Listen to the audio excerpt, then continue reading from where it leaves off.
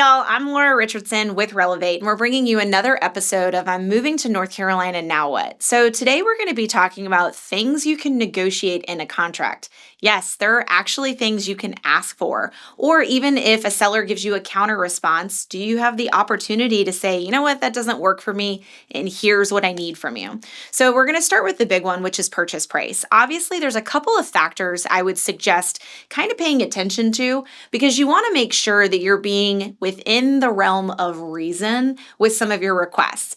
Of course, if a home, let's say, is priced at $500,000, would I want to buy it for $300,000? Abso-freaking-lutely. But is the seller going to tell you to kick rocks and probably eat dirt?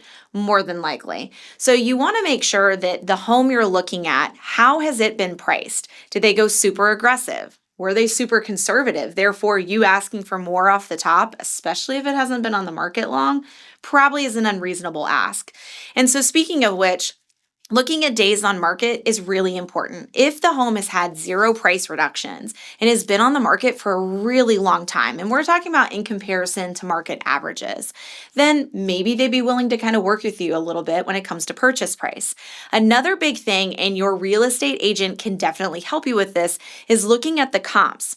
Do the comparable homes in the area or homes that are similar, especially if it's a unique property, do they match with where this home has been priced? Because if somebody has been spot on in their pricing and it's relatively new to market home, you're probably not going to have as much wiggle in this category. So what else can you negotiate with? Well, another one is due diligence. So for those of you who are not familiar with the state of North Carolina and how we do real estate here, we have something called due diligence. This is three things. It's an action, like actually doing the research on the property. It's a period of time. And then a big one is the actual deposit. This is something that sits in the seller's bank account until closing day where it does come back to you. So it's kind of like your promise to finish the contract. Every one of my out-of-state folks, you guys always ask, so what is the percentage of due diligence? Well, in other states, there's kind of like a commonality of it being maybe 1%. And typically this is like an earnest deposit, which we also have, but a little different. There's not a right or wrong kind of amount that you use for due diligence. It really depends on, are you in multiple offers, price point of the home, how long has it been on the market, and honestly, sometimes who's selling the home can even make a difference. If it's a relocation company or an investor, they may not be as hung up on a due diligence fee as somebody where like they have another property to buy and they need to know that you're good for the funds. So due diligence is also something you have a little bit of wiggle on what you can ask for. So the other thing you want to gauge when you're talking about your due diligence deposit is how much risk you want to put. So if it's an older home that has kind of a lot going on and you're probably going to discover some more things, you may not want to put as much of those eggs in the due diligence basket because once you go under contract, that money is no longer yours. So I would really kind of advise you to have some hesitancy on putting too much at stake, depending on how much you really want the house. So the secondary deposit we have is the earnest money deposit. Y'all, during the COVID market, earnest money kind of sat in the back seat. It really became non-existent because people were putting so much money in due diligence up front. There almost wasn't a need for earnest money. So keep in mind, our contract has two separate periods. We have the due diligence period and the earnest period. Earnest money is intended to kind of be allocated towards that time frame. It means that during the less actionable period, there's still some money on the line where if the buyer were to choose to walk away, which they have the right to do in North Carolina for any reason at all, as long as it's a legitimate reason to them, then that money becomes the seller's. So do keep in mind, earnest money kind of is still very minuscule compared to due diligence, at least what we're seeing right now. It could change as the market shifts, but that's also a negotiation tactic. Another one is concessions. Sometimes you can work in some money that the seller will give you at the closing table to pay for things like closing costs or future repairs to be done. This is also a really good negotiation tool. Let's say if there is a project in the home and you're going to want to do that post-closing, maybe getting some funds up front would help kind of offset that cost. Now, keep in mind, guys, you kind of have to keep a little bit of a tone on how much you're asking for in the other categories if you're going to ask for concessions. There's got to be some give and take here. You can't ask for $100,000 off the top plus a ton of money in concessions and expect the seller to be like, yeah, I'll take it, right? They're probably going to push back a little bit. The other thing to keep in mind too with concessions is that there are federal lending limits. In most cases, it's 3% for a conventional loan. So always talk to your lender and make sure you're not asking for more money than you're actually allowed to get. It's kind of like a use it or lose it mentality. Another one is a home warranty. This is like a 50-50 thing on whether or not homeowners choose to get this. Typically, it ranges from about $550 to about $800 because that's just the general price for a home warranty. But that can also be something that you ask for. Timeline is another big one. So how long your due diligence window is or how long it's going to take you to close.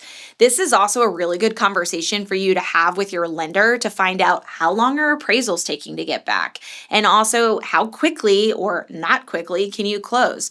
There are certain banking institutions that they have protocols and they will not close faster than a 30-day window. So you want to make sure that you have that flexibility when you're negotiating. Another one is what conveys. This is a super fun one. So in our contract, we actually have a rather lengthy list. We're going to cover this in a future video, so make sure that you are subscribing and following us for that information because our contract gets updated every July. So obviously at the time of this recording, we just had our contract updated. So there's lots of fun stuff that people have apparently argued over that's now a bullet point in our contract. So when it comes to what conveys, we have things called fixtures and personal property. Fixtures automatically come with the home. So that little bulleted list that I kind of quickly showed you guys, that's all of the stuff that if you don't argue over it, during the contract period, it means that it's staying on closing day. And there are some weird ones, especially if you're coming from another state. Like for whatever reason, TV mounts tend to be a big one that folks don't understand that the TV and the actual mount that's in the wall are treated as two separate items here in the state of North Carolina.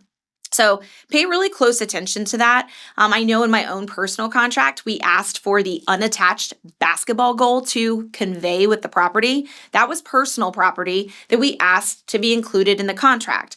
Now, keep in mind that sometimes when you ask for these things, which common ones are refrigerator, washer, and dryer, any additional items, all of those come with a value. So the seller is looking at what are you asking me to leave behind that I may have to now repurchase in my new home, and then what are all the other terms. So all these things work in conjunction with one another.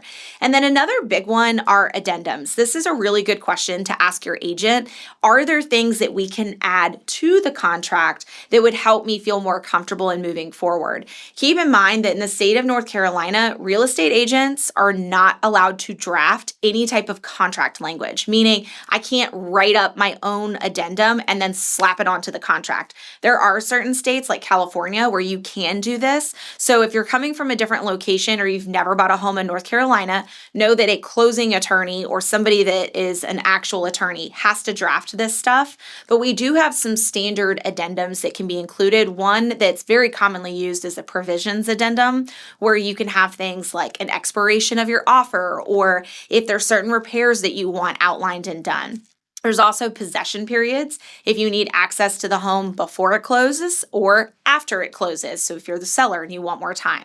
So just know, guys, you have so many different things you can negotiate over. So another great question for your agent when you're working with them is asking them how you can see all of this stuff working together as you're making the offer. So how do they present their thoughts and explanation and suggestions in a way where you as the layman can understand and make sure that you're making the best offer that works in your favor? If you have any questions, feel free to drop those in the comments section at the bottom of this video, and be sure to like, share, and subscribe so that you are in the know when you are buying or selling in the state of North Carolina. I'm Laura Richardson, and we'll see you on the next episode.